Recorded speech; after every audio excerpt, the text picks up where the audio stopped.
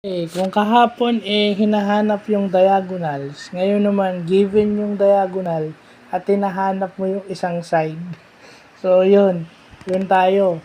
Given the diagonals, pero you have to find yung x, yung isang side ng diagonal ng rectangle. So common geometry problem yan. Yan yung ginagamitan ng Pythagorean theorem na hindi yung hypotenuse ang hinahanap mo kundi yung base. Okay? So, yun. Kaso, in-upgrade, pinahirap lang natin ng konti kasi derivative. So, lumalaki yung diagonal. Lumalaki yung rectangle habang nakukuha natin yung sagot. So, yun.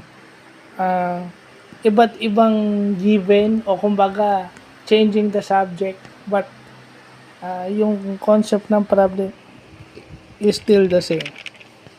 So, yun lang pa.